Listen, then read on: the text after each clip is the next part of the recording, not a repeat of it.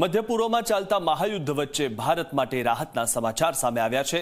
ગેસની અછત વચ્ચે એલપીજી લઈને આવતું જહાજ પહોંચશે ગુજરાત। એલપીજી ગેસનો જથ્થો લઈને આવતું શિવાલિક પહોંચશે ગુજરાત। સ્ટ્રેટ ઓફ હોર્મુઝ પાર કરીને ભારત આવી રહ્યું છે આ જહાજ। બપોરે મુન્દ્રા પોર્ટ પર પહોંચશે શિવાલિક જહાજ। આવતીકાલે નંદાદેવી જહાજ પણ ગુજરાત આવવાનું છે। આવતીકાલે કંડલા પોર્ટ આવશે નંદાદેવી જહાજ। નંદાદેવી જહાજમાં પણ આવી રહ્યો છે ગેસનો જથ્થો।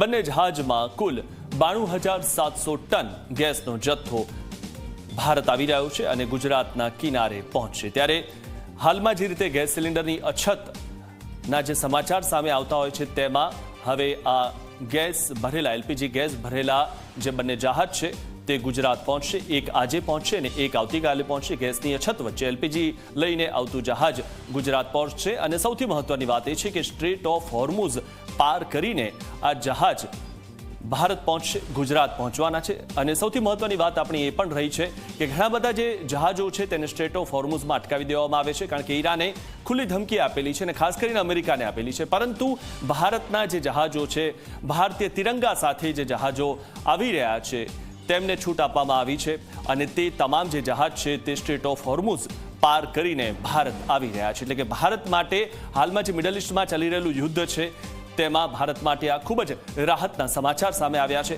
એલપીજી ગેસનો જથ્થો લઈને આવતું શિવાલિક ગુજરાત પહોંચશે।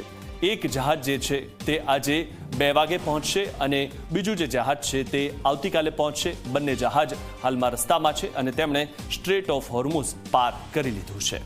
ત્યારે આ ભારતની ખૂબ જ મોટી જીત કહેવાય, કૂટનીતિક જીત છે, કારણ કે ઘણા બધા દેશો માટે મુશ્કેલી સર્જાઈ છે।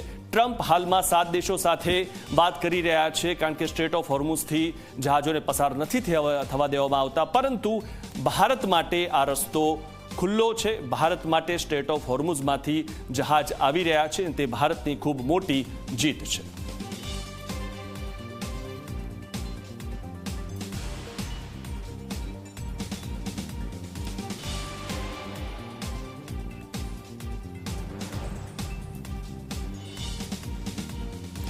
તો કચ્છના મુન્દ્રા પોર્ટના આ દ્રશ્યો આપ સીધા ઝી24 કલાક પર એક્સક્લુઝિવ જોઈ રહ્યા છો અને દૂરથી જે જહાજ જોવા મળી રહ્યું છે તે શિવાલિક જહાજ હોઈ શકે છે અને તે બપોર સુધીમાં 2 વાગ્યા સુધીમાં પોર્ટ પર પહોંચી જશે તેવો અંદાજો લગાવવામાં આવી રહ્યો છે। ત્યારે પહેલા આ જહાજ છે તે સવારે 9:30 વાગ્યા આસપાસ પહોંચવાનું હતું, પરંતુ હવે 2 વાગ્યા સુધીમાં જહાજ પહોંચશે। પરંતુ સૌથી મહત્વની વાત એ છે કે તેણે સ્ટ્રેટ ઓફ હોર્મુઝ પાર કરી લીધું છે।